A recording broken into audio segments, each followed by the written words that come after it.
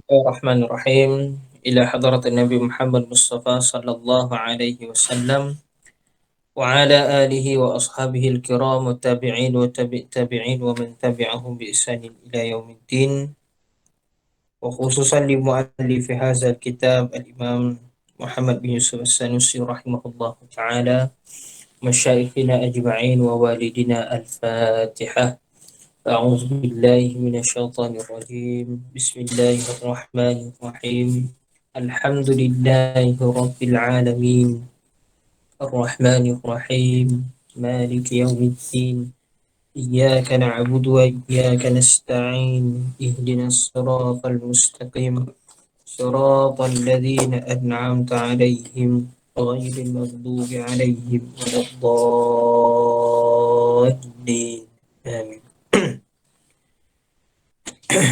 Alhamdulillah, syukur pada Allah Subhanahu wa taala kerana pada kesempatan yang ada ni dapat kita menyambung lagi pengajian kitab Ummul Barahin kita.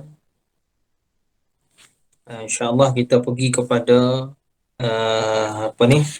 kefahaman ataupun perkara lawazim, perkara-perkara yang lazim bagi sifat iftiqar ilaih bagi perbahasan iftiqar ilaih, iaitu berkehendak ataupun berhajat selain daripada Allah Ta'ala itu kepadanya. Maksudnya berhajat sekalian makhluk kepada Allah Subhanahu Wa Ta'ala. Sebelum ni kita dah pergi kepada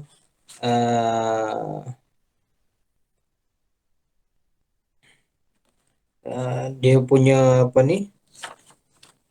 yang pertama lah, ataupun dia punya perkara lawazim, perkara yang lazim difahami daripada sifat-sifat yang iftiqar ilaih.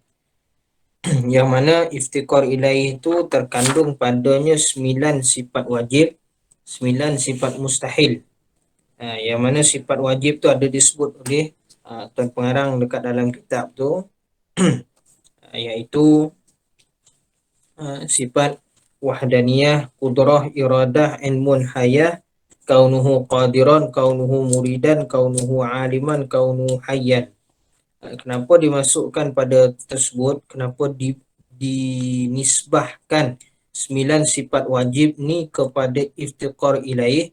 Kerana berkehendaklah sekalian makhluk itu kepada Allah Subhanahu Wa Taala yang esa. Jika dia tak esa, jika dia tu berbilang-bilang, bagaimana pula kita nak bergantung harap kepada dia? Tidak ada yang kita bergantung harap lah kalau jadi macam tu. Itu jika Allah Ta'ala itu tidak bersifat wahdaniyah, iaitu jadi dia ta'adud, berbilang-bilang.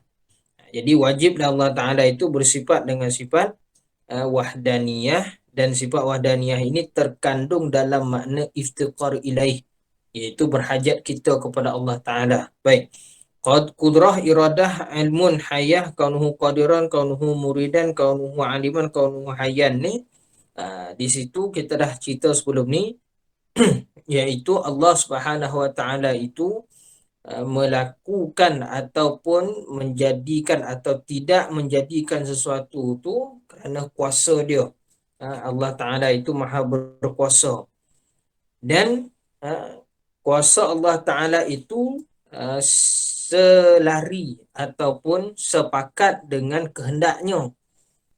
Sepakat dengan kehendaknya. Jadi ni nanti kalau kita pergi bahas panjang sikit lagi, kalau kita buka dekat dalam kitab Hasyiah Muhammad, Hasyiah pada Ummul Barahin ni, Syarqawi kalau tak silap Ustaz, dia ada syarah dekat dalam tu cerita berkenaan dengan perkara yang Allah kehendak benda tu, tapi dia tak dia tak suka. Kehendak berlaku benda tu, tapi dia tak redha. Bahasa dia panggil tak redha. Ada perkara yang dia redha, tapi dia tak kehendak jadikan perkara tersebut, maka tak jadi. Ada dia redha, tapi tak kehendak. Ada dia kehendak tapi tak redha. Ada dia kehendak dan juga redha. Ada dia tak redha, tak kehendak juga. Tu ada 4 perbahasan kat situ. Ulama kajilah antara dia perkara yang dia kehendak jadi tapi dia tak redha, iaitu jadi ni kufur. Ada kekufuran, Firaun tu kufur, Abu Jahal kufur, berlakunya kekufuran tapi dia tak redha. Allah Taala tak redha atas perkara tersebut. Ada yang dia ni tak kehendak perkara tersebut tapi perkara tu redha. Dia redha. Contoh dia apa? Berimannya Firaun tu. Berimannya Firaun tu Allah Taala redha dia beriman. Tapi Allah Taala kehendak tak menjadikan Firaun tu beriman? Tak berkehendak. Allah Taala tak berkehendak pun jadikan Firaun tersebut beriman. Maka sebab itulah Firaun tu kufur. Antaranya lah. Ada yang dia kehendak dan juga dia redha. Berkehendak dan juga redha. Ni banyaklah. Contohnya, berimannya kita ni makhluk sebagai itu. Allah Ta'ala kehendak dan Allah Ta'ala redha. Mudah-mudahan insyaAllah. Dan ada perkara yang dia tak kehendak dan takkan redha perkara tersebut berlaku. Apa dia? Berimannya iblis. Contoh. Berimannya iblis. Allah takkan redha lah. Sebabnya Allah Ta'ala laknat iblis tersebut. Bagaimana pula satu makhluk yang dilaknat tiba-tiba Allah Ta'ala redha pada dia. Waliyahzubillah lah. Tapi ala kulli hal kita nak bahas kat sini iaitu yang termasuk dalam iftiqar ilaih ni, kita nak cerita bahas dia, bahas asal dia ialah berkehendak atau berhajatlah makhluk kepada Allah Ta'ala. Yang mana daripada situ kita dah belajar sebelum ni, itu sifat 20 tu. Jadi antara sifat 20 tu ada 9 sifat wajib dan 9 sifat yang mustahil bagi sifatnya 9 wajib ni tadi, yang termasuk dalam perbahasan iftiqar ilaih. Kemudian ada lawazim daripada itu, iaitu perkara yang difahami, yang diambil faham. Lawazim dipanggil. Lawazim yang pertama sebelum ni kita dah bahas, iaitu wa yu'khazu minhu aidan hudusul alami bi asrihi. Iaitu difahamilah daripada iftiqar ilaih ini bahawa baharunya sekalian alam itu dan terjadinya sekalian alam itu dengan kesan ataupun dengan atas apa yang Allah Ta'ala kehendaki. Dia bukanlah berlaku dengan qadim, bukanlah berlaku dengan sendiri.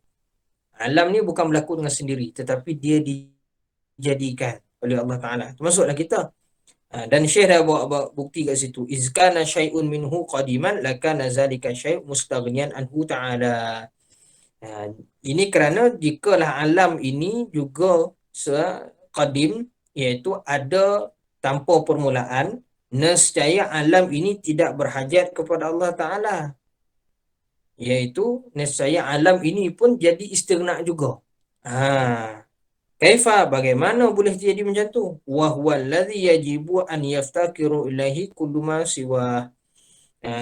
Tidak akan terjadilah perkara tu sebenarnya. Sebabnya diyakini bahawa setiap sesuatu itu mesti berhajat kepada Allah Ta'ala. Macam mana kita nak buat fardu takdir? Nak bahas bab ni, kita kena buka bab fardu takdir. Fardu takdir ni makna kita takdirkan, kita buat andaian. Dan andaian ni disebut oleh ulama fardu takdir ni ataupun andaian yang fardu yang boleh kita buat, yang keperluan kita buat supaya nak lebih memahami. Sebagai contoh, sebagaimana berhajatnya kayu itu kepada tukang kayu untuk olah dia jadi sesuatu perabot dan sebagainya, seperti itu jugalah sekalian alam ini berhajat kepada Allah Ta'ala untuk menjadikan dia dan membinasakan dia. Begitu. Baik, itu lawazim lah tu daripada perkara tu, iaitu hudusul alam, itu baharunya sekalian alam ni. Baik, kita mengarang lagi. Wa yu'khazu minhu aidan, dan difahami juga daripada iftiqar ilaih itu, la ta'sira li syai'in minal kainat fi asarin ma. Iaitu sesuatu makhluk itu tidak boleh memberi kesan, tidak boleh memberi manfaat, tidak boleh memberi mudarat kepada makhluk yang lain. Tu. alla ta'sira li syai'in minal kainat fi asarin ma, iaitu tidaklah boleh beri kesan ke atas suatu daripada kainat, maknanya sesuatu daripada makhluk ni tak boleh beri kesan kepada sesuatu yang lain. Sama ada kesan manfaat atau kesan mudarat, tak boleh. Semua manfaat mudarat tu Allah Ta'ala yang buat, Allah Ta'ala yang kasihkan, Allah Ta'ala yang jadikan, bukannya makhluk tu yang buat perkara tersebut. Hanya sahaja makhluk itu menjadi asbab, dia tergantung dalam sababun, dia tu sabab.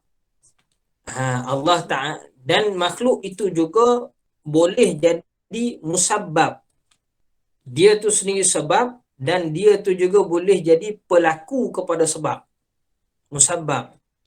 Adapun yang menjadikan sebab tersebut ialah Allah Ta'ala. Sebab tu disebut sebagai, dalam satu bab nanti kita akan tengok, iaitu dipanggil musabbibil asbab, dalam bab sebab akibat. Ini kalau kita bahas panjang lagi dalam bab perbahasan qada qadar, qada dan qadar. Antum boleh buka dekat dalam kitab matan apa ni, Jauharatul Tauhid tu. Di situ pun antum boleh tengok syarahan matan Jauharatul Tauhid sebagainya, boleh jumpa perbahasan berkenaan dengan sebab akibat. Baik. Sesungguhnya makhluk tersebut tidak boleh, suatu makhluk tidak boleh memberi kesan, sama ada beri mudarat atau boleh beri manfaat kepada makhluk yang lain. Wa illa, jikalah kita tak faham perkara tersebut, maknanya jika kita menafikan perkara ini, apa perkara ni maksud dia, kita andaikan kata, Syekh kata sini, jikalah makhluk itu boleh beri kesan kepada makhluk yang lain, lazima an yastaghni zalikal atharu an maulana jalla wa azza.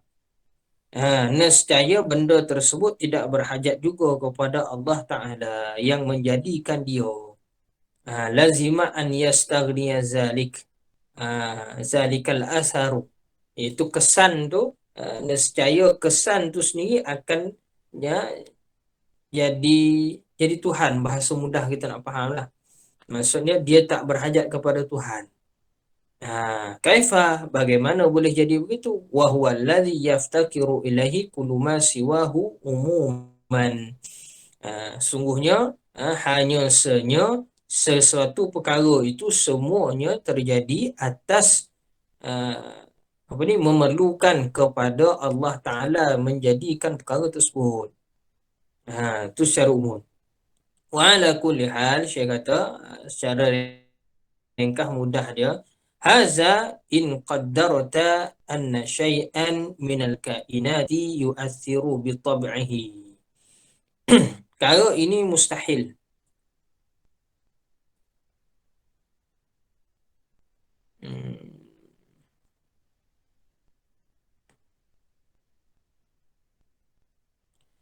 Okey. Begitu jugalah mustahil hukumnya jika diandaikan ada suatu alam semesta ini berkesan dengan kuasa yang diciptakan oleh Allah Ta'ala. Baik. Senang cerita dia, perkara ni kalau kita qadarkan, in qaddarta anna syai'an minal kainati yusiru bi tab'ihi,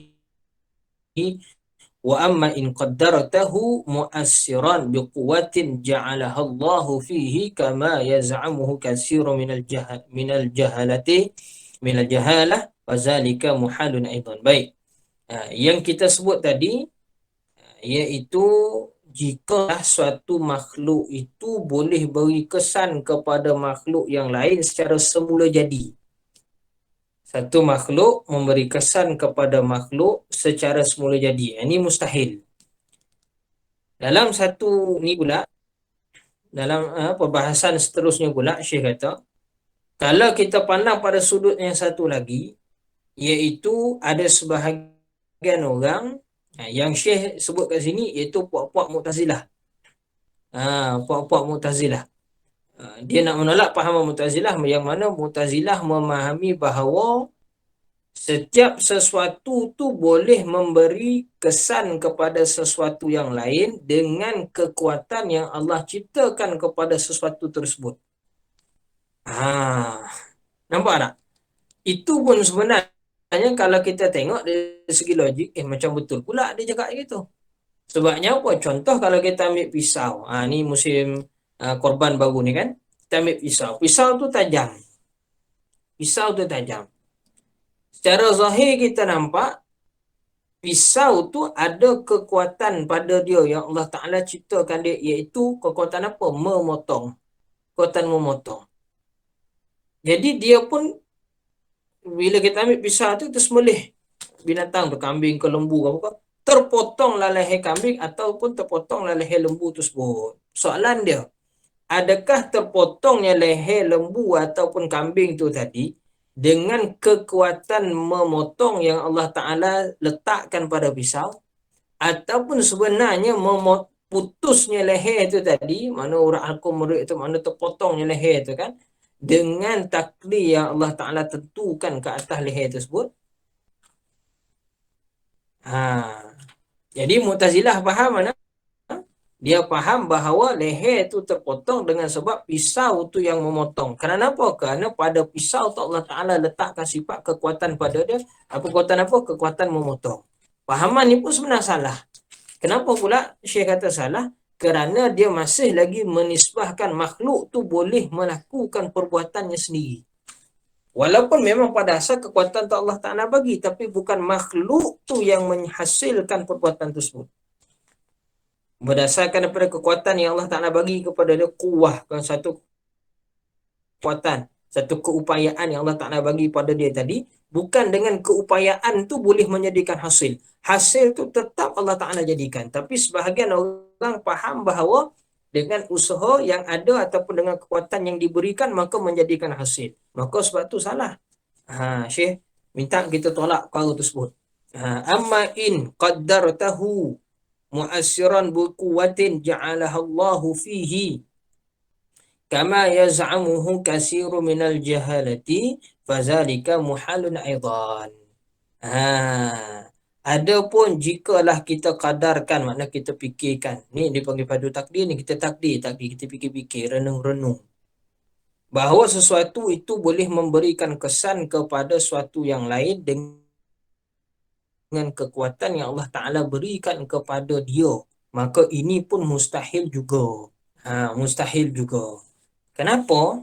Li'annahu yasiru hina izin maulana jalla wa azza muftakiran ila fi ijadi ba'dil af'ali ila wasitatin.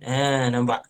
Jikalah dipaham begitu, iaitu sesuatu tu boleh memberi kesan kepada sesuatu yang lain dengan kekuatan yang Allah bagi kepada dia. Contoh dia, pisau tadi boleh memberi kesan kepada potongnya leher itu dengan kekuatan memotong yang Allah Ta'ala bagi pada pisau. Jikalah dipaham begitu, maka nescaya wajiblah Allah Ta'ala menjadikan kekuatan memotong itu pada pisau. Padahal perkara tersebut mustahil.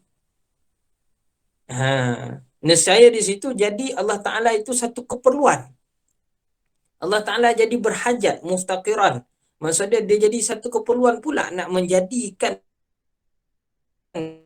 kekuatan tu tadi. Kalau tak jadikan kekuatan tu tadi, maka perkara tu tak boleh nak potong. Maka bila perkara, contoh macam pisau tadi, tak boleh nak potong, maka kalau macam tu, lemah Allah Ta'ala, itu pun tak boleh nak buat. Dia akan faham gitu. Maka sebenarnya perkara tu mustahil. Juga mustahil. Wazalika batilun bima arafta min wujub istighnaihi jalla wa azza an kulli ma siwa. So, segala semua yang difahami, sebagai contoh yang anda buat tadi tu, ni sebenarnya pahaman Mu'tazilah sebenarnya. Tapi Syekh minta kita tolak juga sebab pahaman ni masih lagi berkisar dalam kita punya masyarakat awam. Masyarakat awam kita ramai lagi yang faham gitu. Saya dah usaha dah Ustaz, saya dah buat ni, tapi kenapa tak jadi? Wah, kita pun, itulah Tuan masih kurang lagi usaha. Salah kita jawab macam tu. Kadang-kadang ada sebahagian orang, dia termelatah lah bila orang psycho macam tu kan. Provok macam tu, bukan psycho, provok macam tu. Saya dah usaha dah Ustaz. Ustaz suruh saya buat doa ni, saya buat dah, tapi tetap tak jadi. Kenapa? Kita pun jawab, Tuan kurang lagi doa tu. Kena doa lagi, kena buat lagi. Betul ke jawapannya tu? Salah. Jawapan sebenar dia apa? Allah Ta'ala tak izin lagi benda tu berlaku. Walau kita tak usaha tuan. Sebabnya yang menjadikan hasil Allah Ta'ala. Hasil dia tetap Allah Ta'ala. Yang menjadikan kekuatan pada perkara tu pun Allah Ta'ala. Yang menjadikan hasil tu juga pada Allah Ta'ala. Contoh sebagai contoh. Baru-baru ni viral. Ni kita tengok cerita korban ni kan. Cerita korban ni kebetulan. Maka kita tengok. Mungkin antum sendiri pun pernah lihat. Ataupun mungkin tengok kat YouTube dan sebagainya. Baru ni pun lagi ada video yang terbaru lagi. Disembelihnya lembu. Dah potong habis dah putus. Maksud dia luka tu. Luka potong tu dari telinga ke telinga. Dari segi logik dia memang empat urat tu potong habis dah. Halkum, merik, wadajan dua ni kan. Wadajan ni dua urat darah tu dua dah putus dah. Empat tu putus habis dah. Tapi lembu tu masih boleh berdiri lagi. Sebab apa? Kalau kita yang belajar akidah kita faham. Macam saya sebut tadi. Memang pisau tu Allah Ta'ala bagi kepada dia kekuatan memotong. Bukti dia apa? Dah putus dah leher tu. Itu takdir bukti kata pisau tu sifat dia memotong. Makna kekuatan Allah Ta'ala bagi pada dia memotong. Memang betul. Tapi adakah dengan dah dipotong macam tu akan jadi terus mati? Tak. Tak juga. Sebab yang mematikan tu tetap Allah Ta'ala. Kalaulah kita masih faham lagi bahawa pisau tu yang mematikan, maka kita masih lagi ada dalam situ dia panggil syirik khafi kat situ. Syirik khafi kat situ. Sebab tu kita nak kena faham, berhati-hati betul-betul. Sebagai contoh lagi, banyak dalam Quran Allah Ta'ala sebut perkara ni. Contohnya macam Nabi Ibrahim dibaling ke dalam api. Sifat api, kekuatan yang ada pada api ialah membakar, menghanguskan. Tapi adakah wajib Allah Ta'ala jadikan sifat menghangus tu pada api? Tak juga. Bukti je lah Allah Ta'ala sebut dalam Quran. Qulna ya naru kuni bardan wa salaman ala Ibrahim. Malah sebagai ulama sebut, dia ada juga yang berpendapat, antara dia Imam Qurtubi kalau tak salah. Jikalah Allah Ta'ala sebut pada api itu qulna ya naru kuni bardan sahaja, nescayalah api itu jadi beku. Sejuk saja. Tapi ada perkataan salaman, selamat. Maka dengan sebab tu api itu tetaplah api panas, tapi apabila pada nisbah bila masuk saja Nabi Ibrahim, dia jadi sejuk dan menyelamatkan Nabi Ibrahim. Sebab tu jelas disebut dalam kitab tafsir bahawa bila api tu padam baru Nabi Ibrahim keluar. Bukannya ketika api tu tengah menjulang Nabi Ibrahim keluar daripada api tu, tak.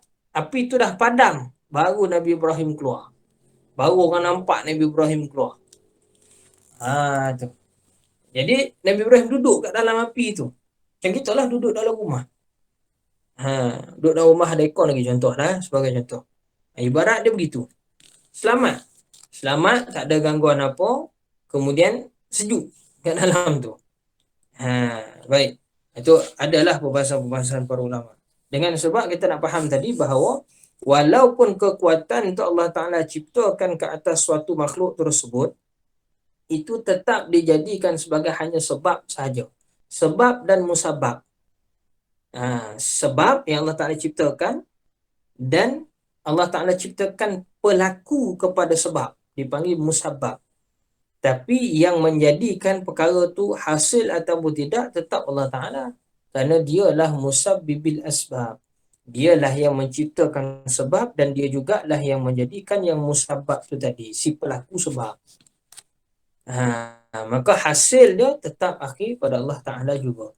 Maka musabab ataupun sabab, kedua-duanya semuanya bergantung harap kepada Allah Ta'ala. Itulah maksud daripada sifat iftikar tadi, iaitu apa? Sesuatu tidak boleh memberi kesan kepada sesuatu yang lain, baik memberi manfaat atau memberi mudarat. Sebab tu kadang-kadang ada orang, contohnya dalam bab kerasukan jin, dia faham bahawa jin tu boleh bunuh orang dan sebagainya. Jawapan dia tidak. Bukanlah jin itu yang boleh membunuhkan, kerana yang membunuh, yang mematikan tu tetap Allah Ta'ala. Jin tu sebagai sebab saja. Sama macam kita makan ubat. Bukan ubat tu yang menyembuhkan, tetapi yang menyembuhkan tu tetap Allah Ta'ala juga. Ha. Walaupun Allah Ta'ala ciptakan pada ubat tu ada kekuatan untuk beri penyembuhan, tetapi bukan ubat tu yang menyembuhkan. Ha. Kenapa Allah Ta'ala ciptakan kepada sesuatu tu ada dia punya keupayaan, kekuatan dia supaya untuk kita berfikir. Supaya kita ni menjalankan sunnatullah. Sebagai contoh ubat tadi, kenapa Allah Ta'ala ciptakan dalam ubat tu ada kesembuhan, mana ada kekuatan sembuh pada ubat, ada kekuatan penyembuh kepada ubat. Kenapa diciptakan? Supaya kita tak cari benda lain untuk jadi penyembuhan, supaya kita ni tak ambil tarik sebagai nak jadi sembuh. Sebab cara pemikiran manusia untuk nak memahami perkara tersebut, nak memahami satu perkara tu, dia kena nampak yang dia boleh terima. Dia hanya boleh ambil perkara yang dia boleh terima pada diri dia. Untuk dia nak memahami sesuatu tu yang boleh terima. Kalau dia tak boleh terima, dia akan payah nak ambil, payah nak faham. Kadang-kadang kita paksa-paksa juga. Dalil dah jadi dalil lah, jadi dalil ikut lah. Payah orang bila dia tak memahami cara tersebut, kita paksalah macam mana pun dia takkan boleh ikut. Sebagai contoh, kita bawa baca ayat Quran dekat depan orang etis ataupun depan padri dan sebagainya. Kita baca lah habis 6,230 ayat, khatam 114 surah tu. Khatam habis daripada bismillah pada Fatihah tu sampai minal jinnati wan nas. Habis kita baca pada dia.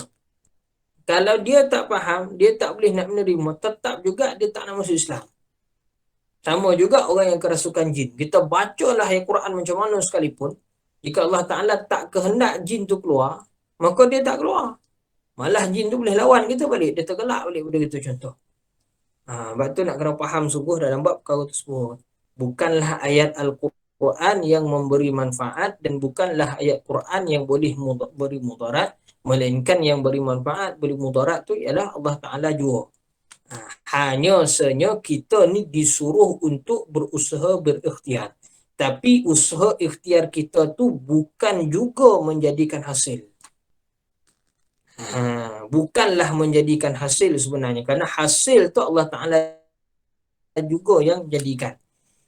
Hasil sebenarnya apa yang akan berlaku, Allah Ta'ala juga yang menjadikan. Cuma kita ni disuruh untuk berusaha berikhtiar. Dan usaha ikhtiar kita tu juga bergantung harap kepada kekuatan daya upaya yang Allah Ta'ala beri kepada kita. Wala haula wala quwata illa billahil aliyil azim.